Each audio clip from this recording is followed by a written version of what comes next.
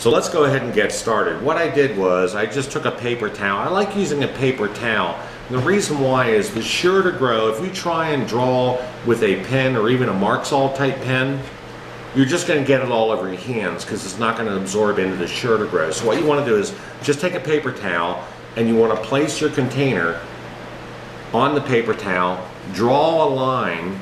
And what I did was I drew the line so that the line sticks out a little bit further because I want to take into account the pot widening or the bowl widening.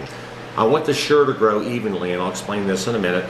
But once I cut out my paper towel, I want to then take my sure to grow pad, place that paper towel on top, and then trace the outer edges and just cut it out. And what you end up is with this. Now what you want to do is, because your air line is going to have to come up through the center of this sure to grow pad, you want to simply fold it in half like this, fold it in half again, and the very tip, just take your scissors and cut that off. Now what's going to happen is you're just going to cut a nice little clean hole in there, and that's where your air line is going to go through. As you notice, when I place this in, you want your air chamber and your water chamber up roughly about 1.5 to 2 inches off the bottom of the pot. That's where your air injection technology is going to be at the bottom. So you want this sure to grow pad to touch all the way around, because what you want to do is you want to keep the soil separate from the water and the air chamber. So once we did this, let me explain one more thing. If you decide that you want to drain your pot or your bucket, whatever you're using, you want to flush the root system out at any time, you can simply drill a hole in the bottom and then use what we call, it's just a simple rubber stopper. They're available at Lowe's, Home Depot. Most hardware stores will have these, and you're going to plug that in.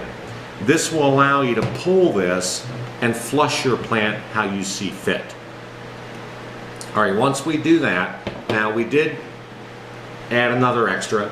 We drilled a hole in the side of the pot to allow for our air line to go through.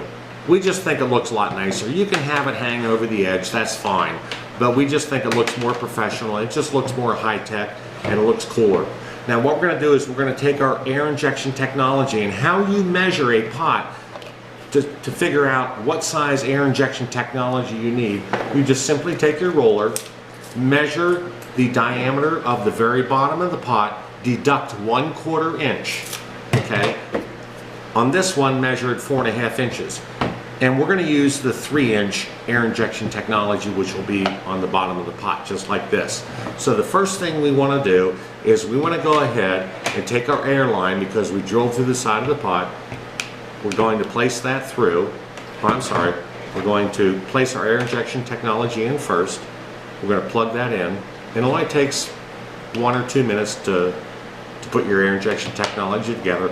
At this point, what we're going to do is we're going to go ahead and fill this with an aggregate.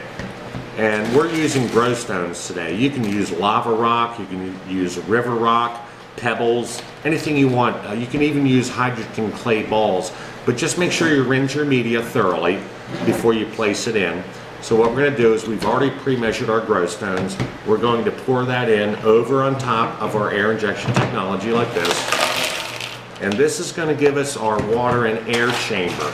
So our air injection technology is at the very bottom. Then our favorite media, we like the grow stones.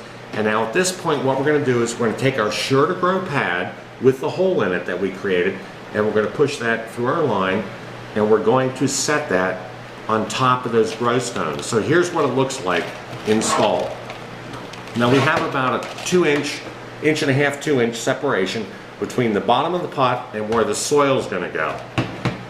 Now at this point, what you want to do is what I like to do, I call charging the system. What I'm going to do is I'm going to take some water and go ahead and saturate this.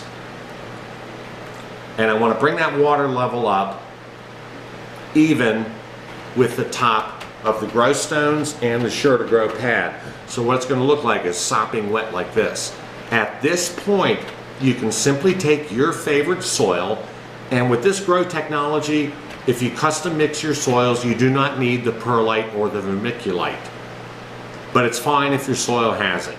So just about any potting soil or your favorite potting soil is just going to perform just fantastically. At this point, we simply dump our soil in, and I want to bring it at least a 1/4 inch below the top of my pot. Now at this point, go ahead and take your small plant and go ahead and transplant like you normally do in traditional soil. Transplant it, dampen it down all the way around, just like you do in traditional soil, and then start adding your water. So you want to totally saturate that soil. But before you do that, plug your air line in to your pump and set it at least 3/4 of the way up or on full. You want to look for the air bubbles coming up top. Now we have a video specifically on how to properly water your plants, whether it's open end or closed end.